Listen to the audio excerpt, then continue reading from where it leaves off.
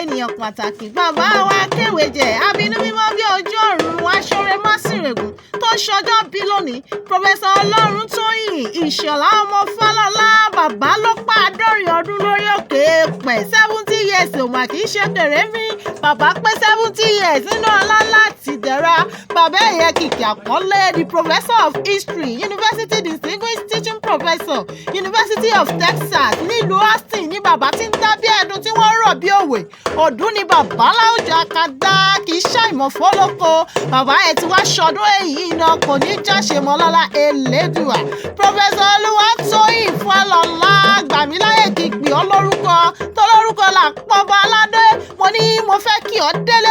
ọ délé bàbá tó bí ọ àmọ́ kí n tó yabẹ̀ jẹ́ tó kọ́ wúre fún ọ Ìṣọ̀lá ọmọ Falola ọdún kan ìlówó ọdún kan ìkọ́lé gbogbo ọdún ní àlàáfíà ní àpadà sí bú òní jẹ́ tí ẹ̀ta yàtọ̀ ọmọláyé tó wá ìtànà rẹ̀ tí ń tàn fáráyé kò ní wọ̀ lóòkù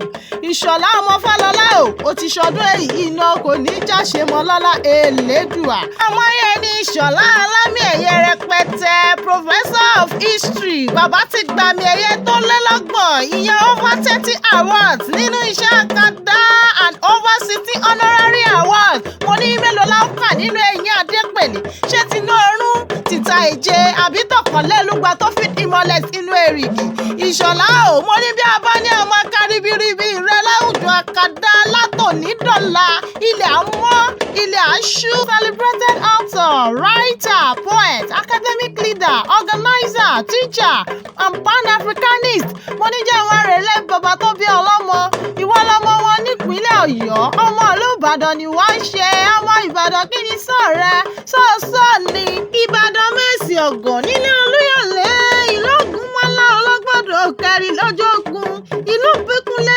alágbàlá jáyàjáyà ìlú Látòsà Ààrẹ Ọ̀nà Kakanfò Ìbàdàn ọmọ àjọrọ̀sùn ọmọ àjẹgbìn yóò fi kara ń fọ́rímù Ìbàdàn májàmájà bí ìtọ́jọ́ kìíní tó jẹ́ ládùúgbò gbogbo ológun Ìbàdàn kì í bá ní ṣọ̀rẹ́ ìmúnilọ́sọ́gun Ìbàdàn kúrẹ́ Ìbàdàn bẹ̀rẹ̀ kí ó tó wọ̀ níbi olè gbé jàre Ọlọ́run bíbàdàn tí ń gbọ́ nílé bẹ́ẹ̀ ló ń gbàjòjì aláyẹlẹ lomi tí tẹrú tọmọ mú nílò ipò àṣejì rẹ ló máa bùmùbùwẹ̀ nílẹ̀ Ìbàdàn mo ní a kì í wáyé ká má lárùn lára ìjà gbọ́rọ̀ lárùn Ìbàdàn ọmọ yẹn ní Ìṣọ̀lá ó ti ṣọdún èyí iná kò ní jáṣe mọ́ lọ́lá